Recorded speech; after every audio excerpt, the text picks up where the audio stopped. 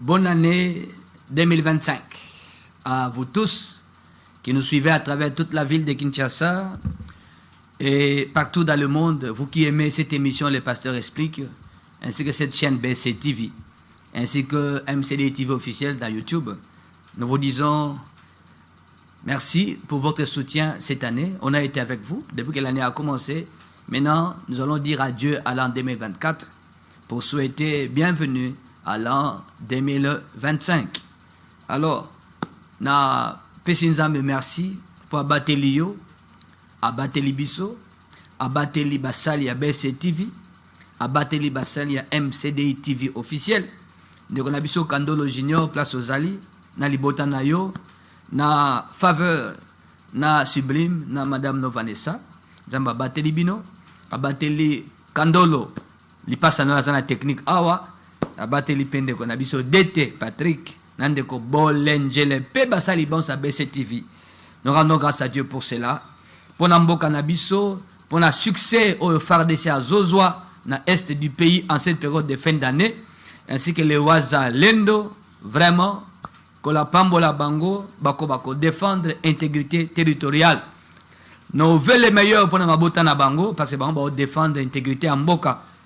To Pesi Longonia, na gouvernement en Mboka Nabiso, Pena Mokonza Mboka, le chef de l'État Félix Antoine Tshisekedi Tshilombo, pour na ba moyen Pesi na ba FARDC, na ba Wazalendo, ba défendre l'intégrité en Mboka Nabiso.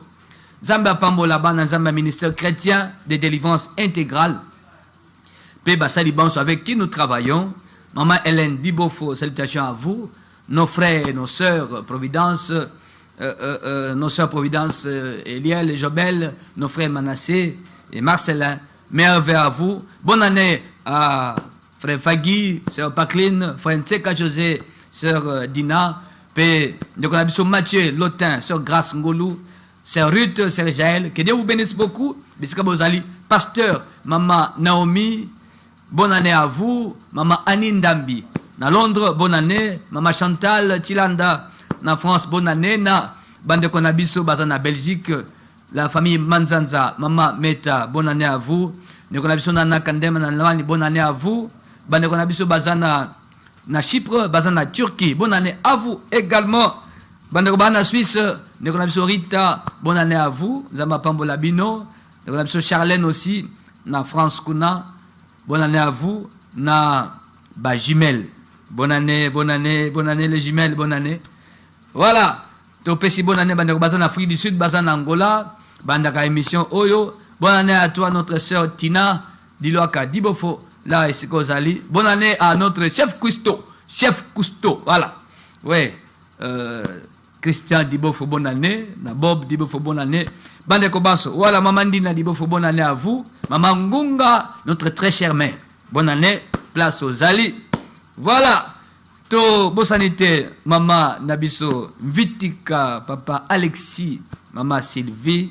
Banso Bozagona, Papa Loasso Jules, Papa Feli, Maman Fifi, bonne année, Papa Hervé Mafouene, bonne année, Papa Landou, Maman Rosette, bonne année à vous, à la famille Moulumba, bonne année à vous, Moulumba Mande, bonne année à vous, à toute la famille. Voilà, vous avez colobé la émission Oyo, la fois passée, le rêve qu'on fait pendant la période de fin d'année, et même au début d'une nouvelle année. Nous allons prendre un sous-point là, les rêves qu'on fait à la porte d'une nouvelle année. Les rêves, l'importance des rêves qu'on fait à la porte d'une nouvelle année. L'importance des rêves qu'on fait à la porte d'une nouvelle année. C'est-à-dire quoi? 2024 est aussi là, mais il y a un certain nombre de rêves, et ont les kandakata période dans les dernières heures, il y a Soukanambula, Moussousou Poko Tambula Yasika, Bandotone Zaka très important. Très important. Mariam Boissa, bonne année. Konabisika Bozali, bonne année à vous. Voilà. Et ça, c'est un rêve très important. Les rêves qu'on fait à la porte d'une nouvelle année. Voilà. Ce sont les rêves de transition entre une année qui se termine et une année qui commence. Ces rêves révèlent certains dossiers spirituels te concernant. Il y en a bien. Les rêves qu'on fait dans la période de la remise et reprise entre les années. La remise et reprise entre les années. 2024 s'apprête à faire la remise et reprise avec 2025. Dans la remise et reprise, il y a des dossiers hein, entre les sortants et l'entrant. Ils s'échangent des dossiers. Il y a des dossiers spirituels de la vie qui vont s'échanger entre les 2 années, 2024 et 2025. Le dossier de ta vie. Et sur le mois année, et quand année moussous. Bah dossier à bénédiction, bah dossier à épanouissement, bah dossier à grandeur, il y a succès, il y a réussite. Nous ça la remise et reprise ils ont s'apprêté plutôt et ça la remise et reprise.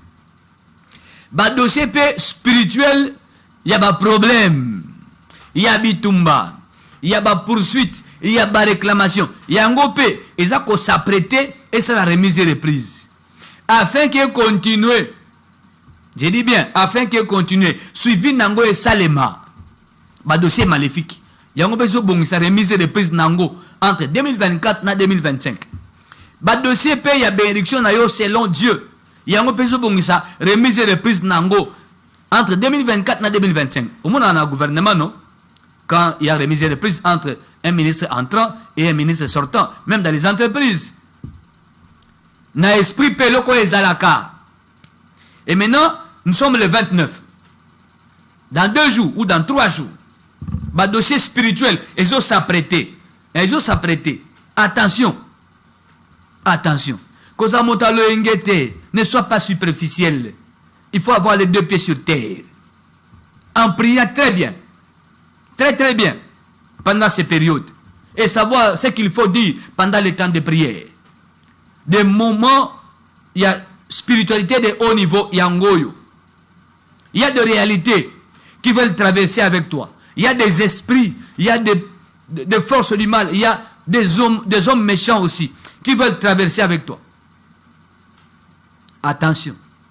Certains risqueront de traverser avec un problème grave et qu'on bête le 3 janvier. Attention. L'importance des rêves qu'on fait à la porte d'une nouvelle année. C'est ça, thème de l'émission. Au chapitre 11, hein? L'importance des songes ou des rêves qu'on fait à la porte d'une nouvelle année. J'avais dit tantôt là, ce sont des rêves de transition entre une année qui se termine et une année qui commence. Ces rêves révéleront que certains dossiers spirituels te concernant veulent continuer avec ténacité dès le début de l'an prochain. Ils ont abandonné Kofunda. Certains dossiers brûlants. Et la pose katisanayo. Pe bandana moto wana kakambule sike bani yango pe bandi na moto na mulunge. Ezali. Gandanga malap. Nabi kama remise et reprise. Remise et reprise. Écoutez, il y a une porte par laquelle nous passons pour entrer dans une autre année. La traversée est spirituelle. Entre une année et une autre, la traversée est spirituelle. La Bible parle de portes éternelles. Dans Psaume chapitre 24, verset 9. Porte, élevez vos linteaux, élevez-les, porte éternelle, que le roi de gloire fasse son entrée. Le roi de gloire dont on parle ici est esprit. Dieu est esprit. Dieu ne se voit pas. Mais quelle porte un esprit va passer? Cette porte-là est aussi invisible. Parce que celui qui passe est invisible. Quand il sera minuit, le 31 décembre, minuit, c'est déjà le 1er janvier 2025. 23h59, 10 minutes bête à pape, ils ont les calicam place ouana. Passage ouana, tout bien en traversée. Dans la nuit de prière de traversée, attention, la traversée est d'abord spirituelle. Maintenant, par quelle porte passe-t-on pour entrer dans une nouvelle année? C'est la porte du sacrifice annuel. C'est la porte du sacrifice annuel. C'est la porte qui nous donne accès à une nouvelle année. C'est une porte invisible. C'est une porte spirituelle. C'est un hôtel. On entre dans une nouvelle année en passant par l'hôtel du sacrifice annuel. Hein? Quelqu'un m'a entendu là? Ça, c'est la porte principale de l'année. Sacrifice annuel. Voilà. 1 Samuel chapitre 2, verset 19. Sa mère lui faisait chaque année une petite robe et la lui apportait en montant avec son mari pour offrir les sacrifices annuels. 1 Samuel chapitre 1, verset 21. Son mari Elkana monta ensuite avec toute sa maison. Monta avec toute sa maison pour offrir à l'Éternel les sacrifices annuels et pour accomplir les vœux. Le sacrifice annuel, c'est une institution établie par les Très-Hauts. Attention, et ça moment remise de prise à mystère, il y a makambu. Batu y esprit, na magie, na loge, occultisme et autres fétiches et sorcellerie. Vous qui allez à l'église, vous devez savoir ça. L'hôtel du sacrifice annuel. Yangonde batongaka entre les 2 années. Yango. Et c'est par là qu'on entre dans une nouvelle année. C'est la porte. Ozuimbeka ya suka nambula otie. Ba prier boko sala nde en esprit. Bokatisa. Soko osombi bilamba, osombi bilamba, kabelo et autres. Et ma bête. Mais n'oublie pas. N'oublie pas. Il faut aller faire un sacrifice annuel. Il faut aller faire ça. C'est là que vous allez faire la traversée. Devant l'hôtel de l'année. C'est là. Mouta esprit azo kanga yebelo na oloba. Acte chapitre 26, verset 17 à 18 et Biboy. J'étais envoyé pour que tu leur ouvres les yeux, afin qu'ils passent des ténèbres à la lumière. Ouvre les yeux. Compréhension spirituelle. Ce qu'on a kacha makamboyo, vérifiez, ni nos mona, na derniers instants, il y a 2024. Ou ça, bah, derniers instants, il y a 2024. Oh, l'otanine. Certains rêves seront des menaces de tes ennemis par rapport à ce que tu avais décidé de faire dès le début de l'an. Okana ko salanine. Puis le bimbo les oeufs na ko salaboye. Les menaces commencent mais banana boutou. Yo le binini. Ane ono sa nini. Allez, menace et bandit. Menace wana okomona ngona ndoto. Quand Dieu va t'ouvrir les yeux pour voir, regarde, toi tu veux entrer en 2025, tu planifies ceci, tu planifies cela, regarde la menace. Et c'est à couleur telle. Et c'est où tu es telle. Dieu pourra te montrer. C'est pourquoi nous sommes en train de prier dans le dernier instant où il y a année. Que Dieu bénisse les églises, on va prier 15 jours, 20 jours, 10 jours, une semaine et autres. Nous en avons, on avait déjà commencé. Lélo, intervention divine de haut niveau contre les attaques démoniaques de fin d'année. Demain, nous continuons. Intervention divine de haut niveau contre les attaques démoniaques de fin d'année. Il y a aussi des prières comme les combats devant la porte de l'année. Les combats devant la porte de l'année. Les ennemis devant la porte de l'année. Dès lobby lundi à 17h, mardi à 17h, Kozangate, na avenue Bomboma, numéro 26, commune de Kassavubu. Référence station Bongolo ou bien arrêt force publique. Au Kitika Wana, ils ont aussi na direction Éthiopie. Penawenza Gambela, commune de Kassavubu, avenue Bomboma, numéro 26. Église MCDI, ministère chrétien de délivrance intégrale. C'est un chantier, c'est un temple en construction, c'est facile à repérer. Au moment où le temple est Tonga, Wana, Tosambela, Wana, 17h à 19h pile. Kozangate, Lobina 17h, Kozangate. Voilà. Dieu te préviendra. Dieu te préviendra par rapport à ce qu'il y a ou à ce qui veut arriver, par rapport à ce qui te suit, par rapport à ceux qui veulent traverser l'année avec toi. Dieu va te prévenir. Sois devant sa présence. Sois devant sa présence.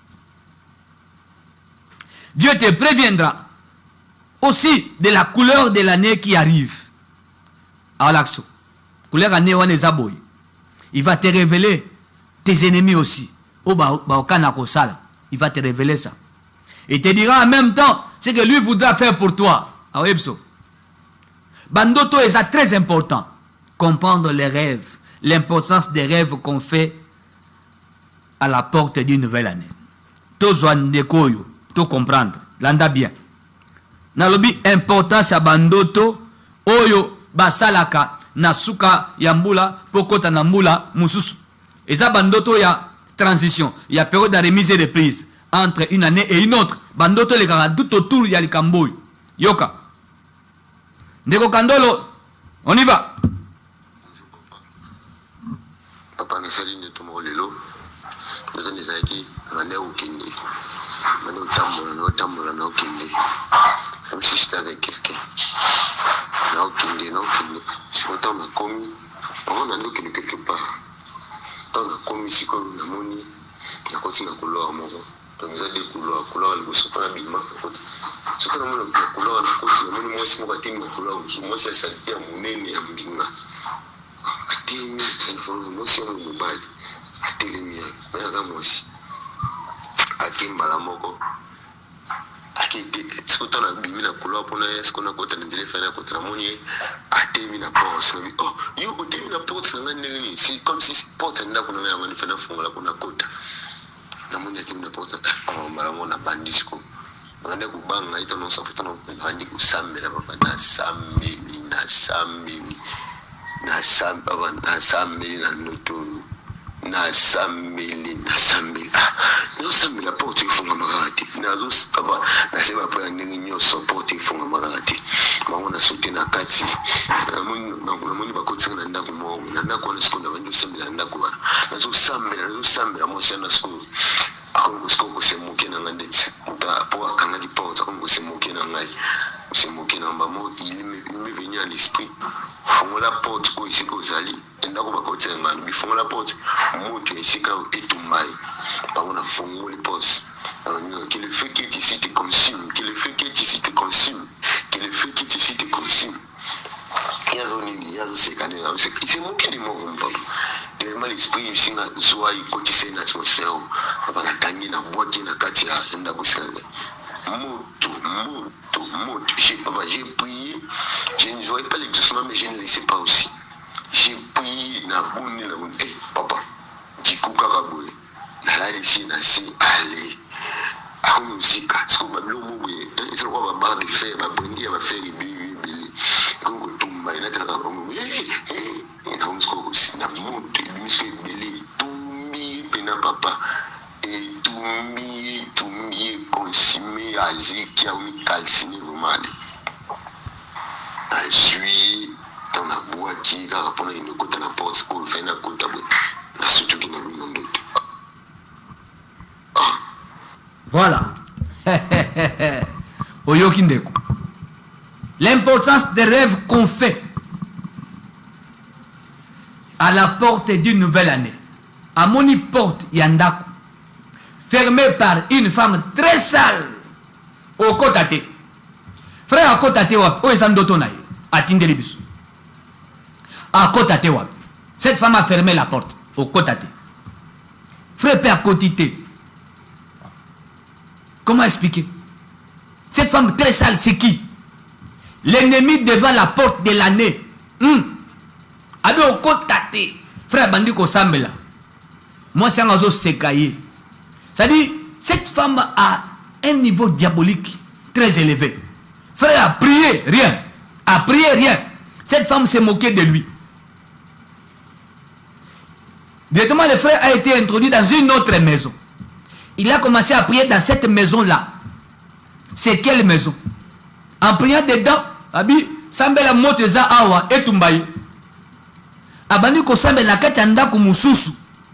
Mais là, ndako yefala kota pe mususu. Ndako la porte est fermée par une femme très sale. Abi o kota te. Écoutez, c'est quelle porte? L'ennemi devant la porte de l'année. Cette maison-là, c'est quoi? C'est 2025. Il y a un ennemi à téléminer la porte. Kota Batala. Ça veut dire quoi? Quelqu'un pourra dire bonne année à Koti. Physiquement au Koti. Spirituellement, tu n'as rien. Tu n'es pas entré. Je répète, tu n'es pas entré. Et en 2025, tu n'auras rien. C'est pourquoi vous êtes le ban d'autres. Il y a une voix sur le banaï. Kota Koto, Nanda Komusus. Kota Kuna. Sambela Kuna. Tindele moto. Moto eza nanda kone tumbai. Ndako nini oya Koti eza na moto na kati kutumba mwasi wana. A Koti pe na kati bandi ko sambela. Mais cette femme continue à se moquer du frère. Dans cette maison-là, une voix continue à parler. Fungu la porte. Benda ye Koti na kati atmosphère ezawa. Okomona. Frère Abimia kanga mama wana abende na ndako mususu esika bande ko sambela. Atmosphère ya ndako wana. Et bando tuma mama wana asambeli tia le moto bimi. Maman na zika, azika. C'est après cette victoire que le frère maintenant s'est rendu à Genokota na porto au fallait ya kota à la Mouki. Ce qu'on a connaît ça, c'est l'église. C'est l'église. Il faut aller à l'église. Là, il y a la prière de feu. Une prière capable de renverser l'ennemi devant la porte de l'année. Deux victoires à Zuyangwanat. Bah, indiqué. Curieusement, ce matin, je l'ai vu à l'église. Et papa, n'a-t-il pas voice? N'a bien que n'a yokango. N'a-t-il pas voice? N'a-t-il pas voice? N'a bien que yokango. Et là, j'ai compris maintenant. 082 37 81 971. L'émission est affichée, le numéro est affiché au bas de votre poste téléviseur. N'avez message WhatsApp, benga biso pour la ndoto zolota na perodo. Na zolo ndoto a mibale, yoka bien. Bandoto oyo eza motu ya makas yoka. Eza perodo suka la mbula, yoka. Bonsoir papa. La nuit, j'ai fait un rêve. J'étais à la maison. Apparemment, je devais aller récupérer quelque chose chez une amie.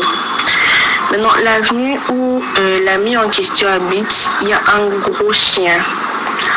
Je me suis dit que je prenne la moto pour éviter que le chien puisse me suivre. J'ai pris la moto. Et quand j'entrais dans l'avenue avec la moto, il y a un monsieur qui me dit, avec la moto, il faut vraiment aller très lentement. Parce que si vous allez rapidement, le chien va vous suivre. Le motard a paniqué. Il a accéléré. Maintenant, quand il a accéléré, le chien a commencé à nous suivre. Maintenant, on a commencé à paniquer. Le motard il a accéléré. On allait vraiment très rapidement. Même là où je devais partir, je ne suis plus allée. On était en train maintenant de fuir le chien. Il a commencé à nous poursuivre. Il nous a poursuivis. Et puis, on a vraiment fumé. Et puis, nous nous sommes dit, si on continue comme ça, le chien là peut nous faire du mal. C'est mieux qu'on descende et puis on va se cacher dans une parcelle. Et nous sommes descendus, et nous sommes cachés dans une parcelle. Quand je suis entrée dans la parcelle en question, j'ai vu quelques membres de l'église. Voilà. Noto Aliboso, Nami Balé, ça finit à l'église. Yoka. Elle devait aller voir une amie et prendre quelque chose. À Moto. Un chien menaçant qu'il était, très menaçant. À Landi. Qui est ce chien? À la moine, cet enfant, bon, cette jeune étudiante, Azo Kende Kozo, il ne pas Moninga Naye. Il ne connaît pas Moutou Yapo Naye. Maintenant, elle engage des rêves. Et ce rêve-là est fait le 29. Entre le 28 et le 29. Où batini ngale. Ndoto ninyoy. Ozu moto okende quelque part. Ozo eloko est très important chez une amie. En allant nia enani mboa très menaçant azo landabino. Na motard bo paniqué. Ba paniqué. La sœur, l'étudiante n'est plus allée. Là où elle était censée aller. À comité. Pele comme falazo à zuité. Ba changer nzela. Ba ekota na lupango moko ba ata boya moni ba mamba église na bango. À côté bango. À la Mouki. Il a accident. L'importance des rêves qu'on fait à la porte d'une nouvelle année. L'étudiante est poursuivie par un chien. Un chien en colère. C'est une poursuite. La poursuite vise à empêcher l'étudiante de ne pas aller là où elle veut aller. Alors qu'elle était. Penandoto a kesuste. Peloko falaza a zui pété. A kesuka en église. Nandoto. Nana Holandaye. Mboana Zanan. L'étudiante risque de traverser 2024, 2025, Namboa. Simamou Kongonaye. Poursuite. Acharnée. Elle est poursuivie avec acharnement. Donc, au 4 années, n'a poursuite à Makas, Basi Manayo. Qu'est-ce qui va arriver au mois de février? Si tu es poursuivi de la sorte, ni ne comme la en février. Il y a un chien derrière. Personne au Kende, au Komate, parce que tu es poursuivi. L'ennemi devant la porte de l'année. Quelle réalité veut traverser avec toi? J'ai commencé par dire ici, Marambia, remise et reprise entre les années. Remise et reprise, on apprête les dossiers, on échange les dossiers. L'année 2025 va récupérer les dossiers spirituels en 2024. Il y a yo, l'actif et le passif, comme on dit en comptabilité, quand ça concerne les bilans, l'actif et le passif. Il y a 2024, 2025, azo yamba yango siko. Yo sko problème mes andeni. Bando toyo, yasuka nambula, poko tambula yasika, fungola misu, keba.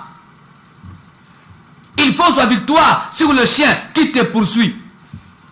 Israël a traversé la mer pour aller du côté de la terre promise. Babanda marche. Israël était poursuivi par une armée d'élite. Il y a Pharaon. Dieu a intervenu, n'a traversé. Armée ne katisate, bakota na mai. Na sambeli ponayo. Ce qui te poursuit, bakatisate. Bakota na mai. C'est-à-dire quoi? Psaume 143, verset 12. Et Salema, dans ta bonté, anéantis mes ennemis. Dans ta bonté, fais périr les oppresseurs de mon âme. Que les oppresseurs de ta vie, ceux qui sont derrière toi, voulant traverser avec toi, pour te nuire au début de l'an prochain. Bakati sate na kombo na Yesu. Moto bimela bango et consumer bango. Balekate. Afin que, au côté 2025, na lumière, na éclat, na victoire, na bénédiction, na bolam. Ozala libre, car c'est pour la liberté que Christ nous a affranchis. Ozala libre à saisir bolam dès le début de l'année. Moto akatina mbwasi mamukongo na ye. C'est-à-dire akatina poursuite. Ane kozala mbutu mbutu. Tu es poursuivi. Utambule sili, utambule zobanda. C'est un danger. Nenge étudiante oya loti, c'est un danger. L'ennemi devant la porte de l'année. Qui est l'ennemi devant la porte de l'année? Comme les frères, et qui te poursuit et veut traverser l'année avec toi pour te nuire l'an prochain, ou alors te faire rater l'année. Tu vas échouer, tu vas manquer, tu vas rater. Au kébité, au bel, au kébité, au salaire AVC, tu as défaut et c'est fini. Dans une autre amisato. L'importance des rêves qu'on fait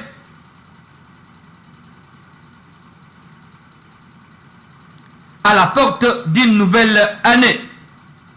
Toka Pendekoy. Yokandoto na est très bien. Bonjour papa, comment vous allez?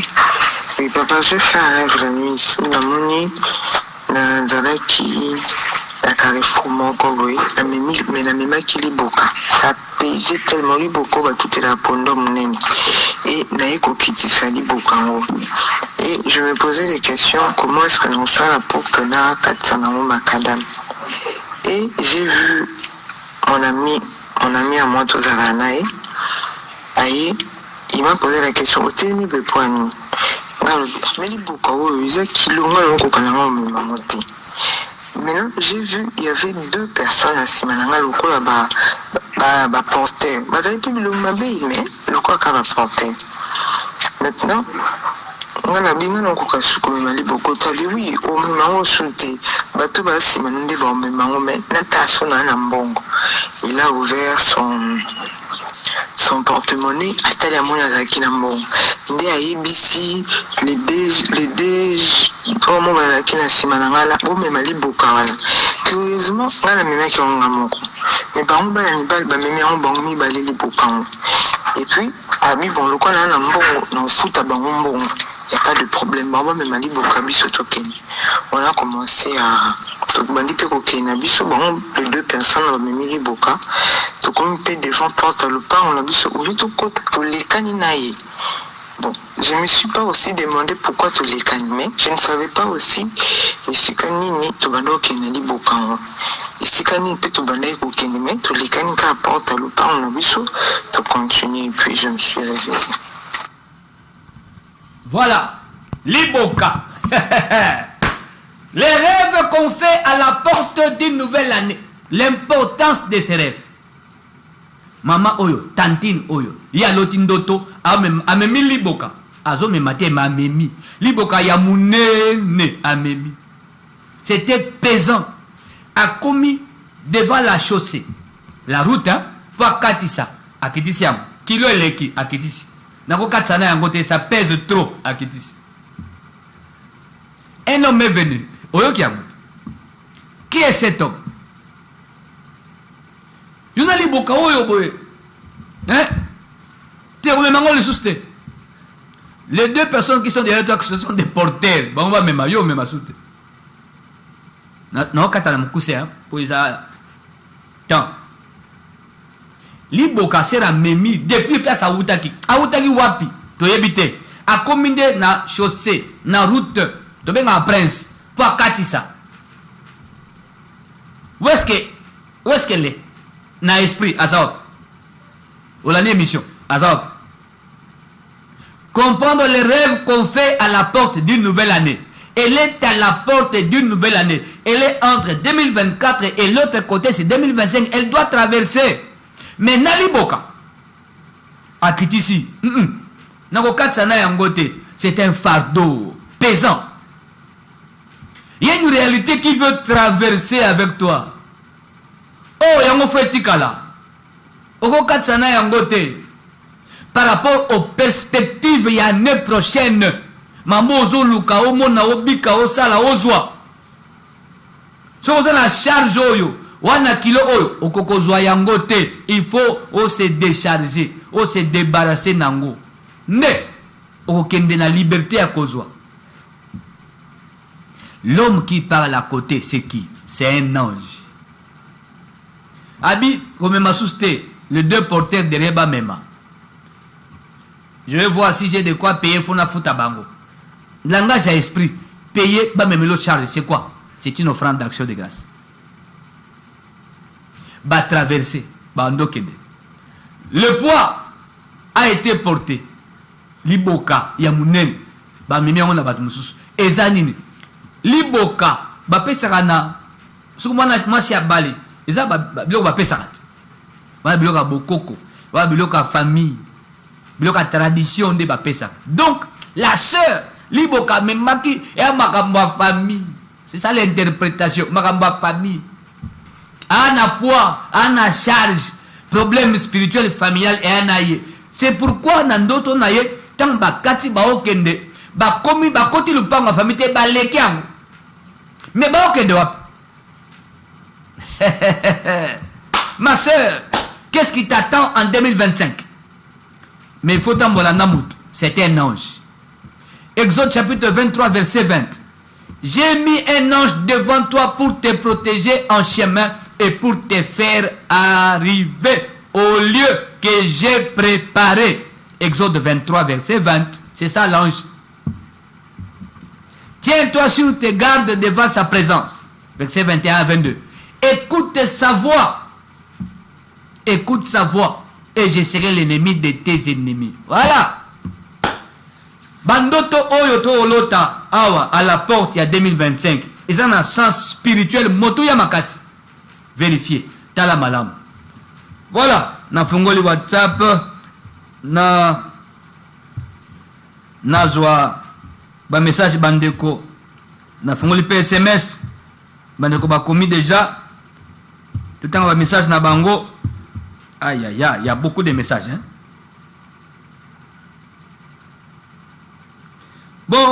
Bonjour, bonsoir. C'est comme déjà soir. Hein? Bonjour, bonsoir, pasteur Ngai na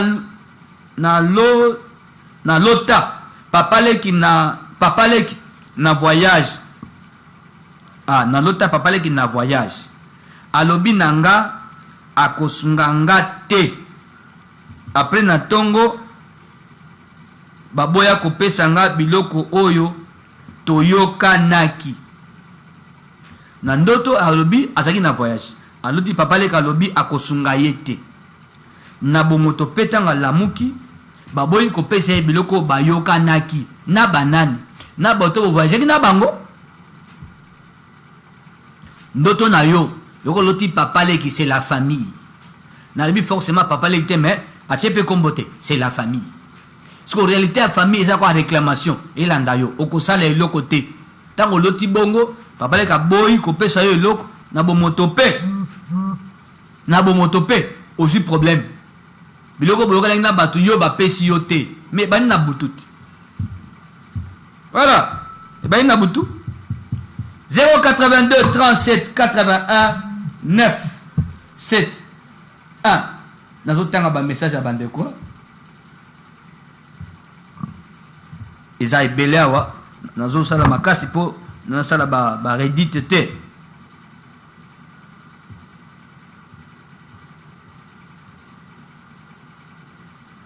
Bonsoir pasteur Naza Mopaya awa na Kinshasa. Eza pour la première fois nalanda émission oyo. Ndoto nanga eza boye. Nalali nabutu naloti que bandoki babimelinga ebele. Vraiment. Nazo lokota. Attendez. Bandoke. Bandoki. To bandonge. Faut ça bandonge. Faut ça bandonge. Parce que l'obina c'est à lokoti. Faut ça bandonge. Naloti que bandonge. Babimelinga ebele vraiment. Nazo lokota bango. Bazo silate. Bazo bimakaka. Bazo bimakaka kobima. Nalokoti. Ti na lembi. Na eko sutuka. Na pongi. Mosusu ndoto nalotaki diamant ebele. Sikoyo ba policier bazolandanga que babotolanga ba diamant wana. Balandinga ti bazwinga mbala moko na lamuki na pongi. Obi balandinga ti bazwinga. C'est que bazwiyo. Ndoto ya bandonge ebele ozolokota ti ezosilate. Na obakisi ndoto ya diamant ba diamant olokoti ezaka ndoto moko. Moko. C'est-à-dire tu as moissonné quelque chose en esprit. Tu as gagné. C'est une bénédiction. Le diamant a de la valeur. Ezaka ndoto à Joseph, ndoto à Pharaon, non? Il y a deux sens. Les épis, côté sous les vaches. Yo koto bandonge ebele, koto ba diamant ebele. Après, la partie B, ba policier, ba landio, kimiti, bazuyo. Ba landio pourquoi? À cause de ce que tu as gagné en esprit. Ba boto la yo ango. Yango de l'axite. Oyi ba kangi yo, bazuyo, pe olamuki. Ndenge ndoto esukaki oyebite.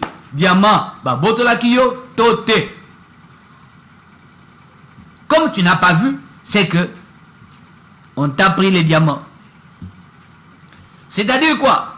Ta bénédiction est poursuivie à partir du monde de la nuit.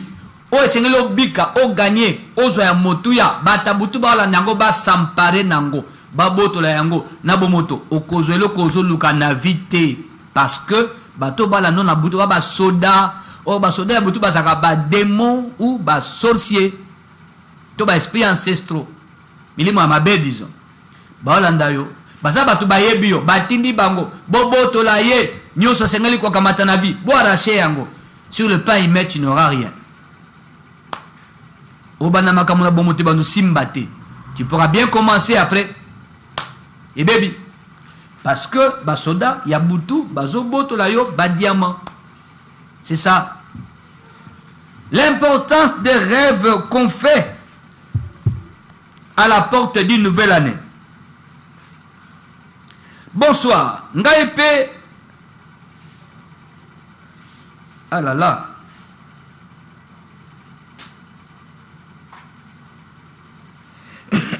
Ah. Oh non, phrase n'a pas mis lango.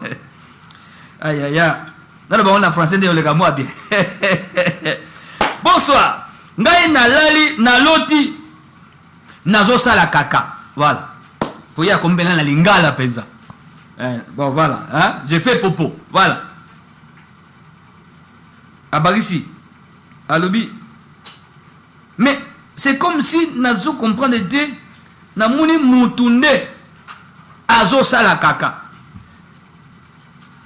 Bon, tantôt yo, tantôt mutu. Eza nani? Eza yo. Soki na ndoto oloti ozo sala grand besoin, ce n'est pas bien. Au moins si muta sali crise, il peut uriner, hein? À cause bana bilamba, sous l'effet à choc one, il y a tac one, il y a crise à sali. Il peut aussi déféquer. Asali kakana bilamba, ça arrive. Et ça abandonne mutoyo. Bazo attaquer na nenga esprit pour ça la crise. Et à ma baie, ça conduit souvent à la mort. Hein? Faut faire très attention. Bonsoir, Naloti. Ah, Asuka wana. Je crois que à continuer au combattre, hein? Naleki. L'importance des rêves qu'on fait à la porte d'une nouvelle année. Ce sont les rêves de transition entre une année qui se termine et une année qui veut commencer. Ces rêves vont révéler certains dossiers brûlants de la vie. Ils ont le cas ça la remise et reprise entre année ona année mususu. Keba et un dossier nini. Ya bola muto ya bola mute. Fumula misu. Yango zana kati ya ba prière à la fin de l'année. Zala na kati. C'est très important. Et allez offrir pour vous le sacrifice annuel. N'expliquons on a bien l'émission out. C'est très important. Qu'on fêter bonne année, c'est bien. Mais entrer par la porte spirituelle de l'année, c'est mieux. C'est mieux. Quand tu entres par cette porte, c'est-à-dire il y a un sacrifice qui parle pour toi durant l'année. Des victoires et quoi accompagner. Des mystères et quoi accompagner. C'est très important. Bando Toyo, nalobi remise et reprise entre les deux années. 2024 2025. Dossier nini elinge kat sakuna. Ya bola muto ya mabe. Ya maladie, ya poursuite, ya réclamation, to ya liwa. Ya divorce. Ya perte d'emploi. Ya faillite à business na yo. Nde batabutu basi ba lambi basilisi. C'est le dossier qui va te suivre là-bas. Il faut au mona. Jérémie 33:3. Invoque-moi, je te répondrai. Bien-aimé, tous en akati à prière. Pose éclairage. Yambula oezoya, yambula oelingo bandakalateawa. Ozo pe éclairage ya banani bakani mabe. Tala mwana oyo, étudiante, mbwa zolanda ye. Mbwa. Na période de mbwa zolanda yo. Bokat sanaït. Qu'est-ce qui va t'arriver l'an prochain? Surtout au début là. 082 37 81 971. Pastanga soki na loti ndoto na tongo na kangakate eza sœur Carmel na zolanda émission na yo kaka sikoyo na koki kosala nini alobi soki aloti ndoto akangakate na tongo ozo kangate parce que batu mabe balingi te obimana ba secret ya oyo bango basi ba boutique bakangi babongisi contre yo to contre makambo na yo to contre libota na yo balingo mona te oyeba te si ba remarquer ba constater que yo lotaki c'est-à-dire tu as vu en esprit c'est que eux ont planifié contre toi ba olobani kende noki effacer mémoire na ye effacer comme on efface les tableaux ba ko effacer ndoto ndoto no ebungite etika na mokila butu ebungite soko ba prière makase kozonga to ana 4 jours de prière to badaki on lelo to continuer lobby na 17h mardi na 17h, mercredi le 1er janvier na 8h, tu es aussi le sango. Intervention divine de haut niveau contre les attaques démoniaques de fin d'année. Lobby, les combats devant la porte de l'année. Lobby Kuna, renverser les limites renverser l'ennemi devant la porte de l'année. Renverser l'ennemi devant la porte de l'année. Nanya telemi na porte à 2025. Abikota totalayo. C'est-à-dire quoi? Na physique au côté, mais na esprit au côté tewali banda. Au côté. Il faut ennemi en akoya. Où est sa matière esprit? 082 37 81 971. De Kosobo Sanandoto. Eza makamo bani basalo déjà na mukila butu.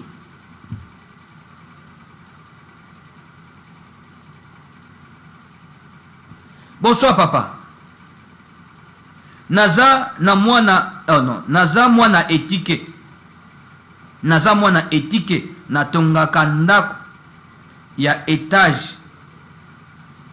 Bitumba moko nanu na mona te pembeni lupangu ekoma fulu. Makambo uzoloba yango ezo salamela ngai. Voilà, alobi atongaka. Otongaka to otonganda ku ya étage. Oza mwana etike na ebité. Je crois que le pango vandi c'est l'héritage hein. Ba parents bakufa. Obi bitumba moko nanu omonate pembeni ya lupango. Le pango la bine comme fulu. Omoni fulu, ezaka réalité et esprit. Fulu, ezaka hôtel démoniaque. Fulu, ezaka pe porte à monde à ténèbres. Moni ba fulu neza kisasa, eza mabe. Ezo funda mauvaise réalité eza na kisasa. Et ma esprit. Il faut combattre saleté. Ba immondice par-ci par-là, ezaka mabe, ezaka sini mabe na kati ya mboka, na kati ya ville.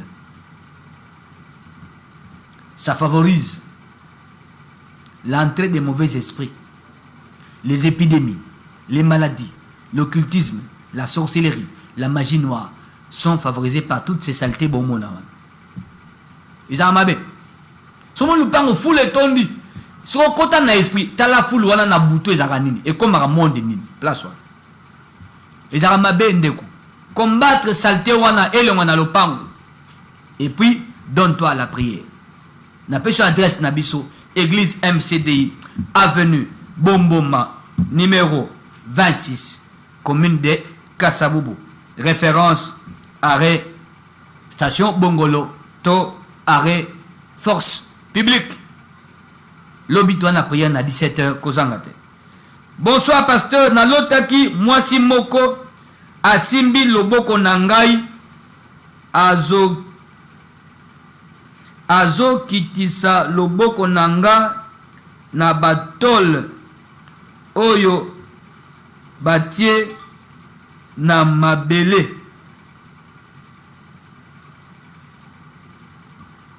Asimbi loboko nangai azo kitisa loboko nanga na batole oyo batie na mabele.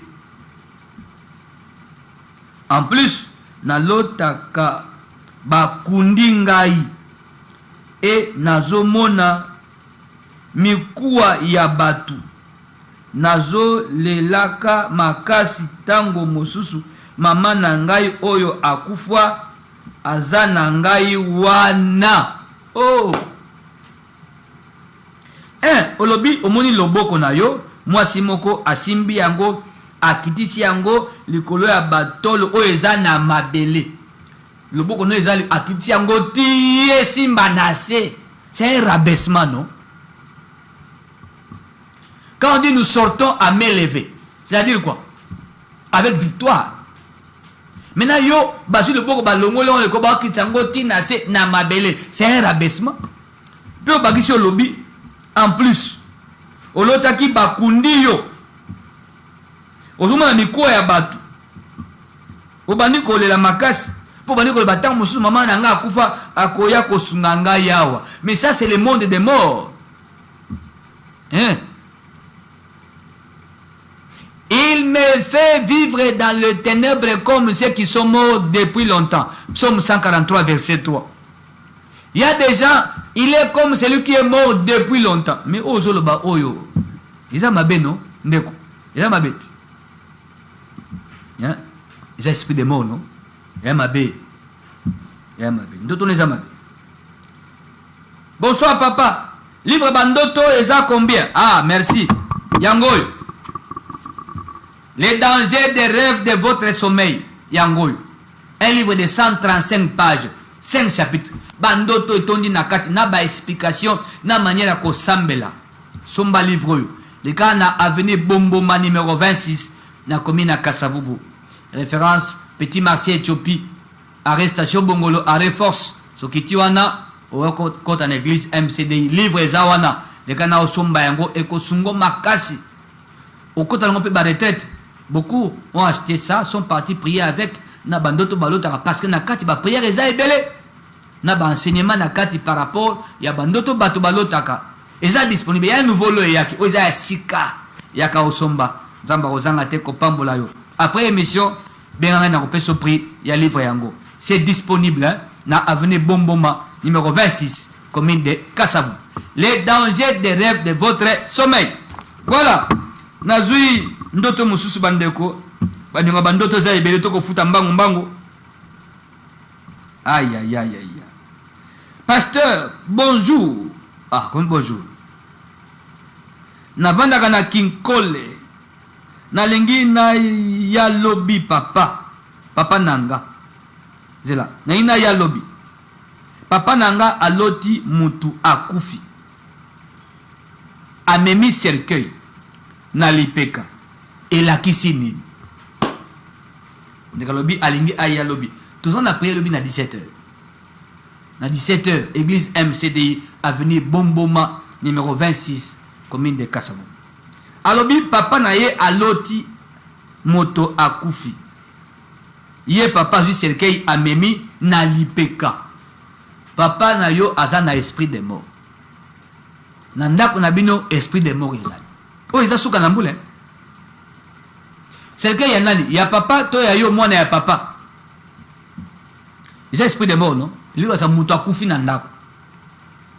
Soit papa, soit yo, soit quelqu'un d'autre. Mais na kati ya libota liweza de cercueil wana. Comme ma cercueil na lipekezali lever de corps. Moto akufi maintenant, on doit faire le lever du corps pour aller enterrer. Et ça esprit de mort na libota, il faut que telema na prière. Donc le bio ko ya lobi yaka, toi na mabondeli makasi. Yaka ko zangate. Aïe aïe aïe. Basali biso sine tango ekoki. Papa nanga. Papa nanga aloti. Mwana na ye na zamba. Azokima. Batu mibale bazo landa ye. Nakoma ko milobela nga moko lokola liboma. Papa nanga aloti nga mwana na ye na zamba nazokima batu mibale bazolanda nga nakoma ko milobela nga moko lokola liboma. Voilà. Papa no lokola loti bongo ozana danger. Ozana danger. Wa poursuivi.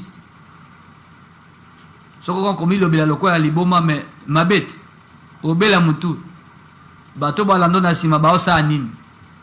Voilà. On nous signale que tango ekoki. Cette émission sera rediffusée jeudi Ezakoya, jeudi le 2 janvier, vendredi le 3 janvier na minuit, jeudi na 18h35, vendredi le 3 janvier na minuit et dimanche le 5 janvier na 15h40. Voilà. Baso Bayandi Biso. Bonne année. Bonne année. Ba SMS auto tangité. Par la grâce de Dieu. Tokotanga yango. Mbula.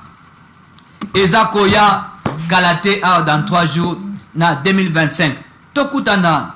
Nabino. Demain. à 17h, na prière Oyamutuya Makasi, les combats devant la porte de l'année, vaincre les ennemis devant la porte de l'année. Lundi na mardi 17h, avenue Bomboma numéro 26, commune de Kassavubu. Référence arrêt station Bongolo ou bien arrêt force publique. Non loin ya marché Éthiopie. Mosikate ya Wenze ya Gambela. Église MCDI. C'est un temple en construction. Tant monsieur aussi là, aux hommes image à temple nabiso. Zambe à Kozangate. Kopambola yo au soutenir biso. Na numéro Zawana 082 37 81 9 71. Ils appellent un MPSA. Totonga temple. Yako soutenir Moussala Nzambe. Zamba Kozangate. Kopambola yo. Voilà. Tosukusiwana. Meilleurs vœux de nouvel an. Meilleurs vœux de prospérité. De bonne santé. De guérison. De réussite en toutes choses. Dans toutes vos entreprises. Olonga. Olonga. Okene Mosika. Okende Liboso. Zamba Pambola Bino. Tokutani na 2025.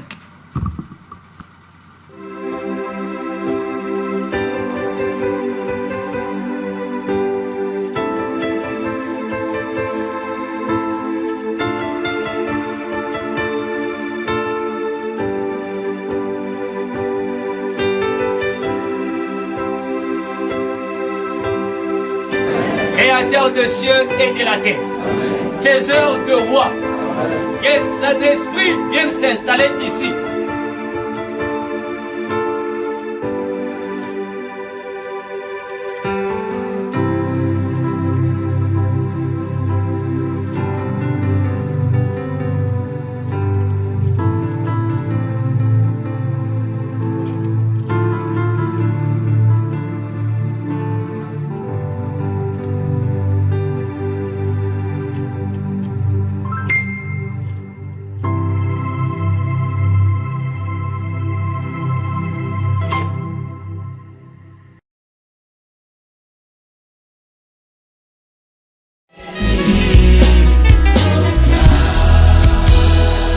Na bangate na yebi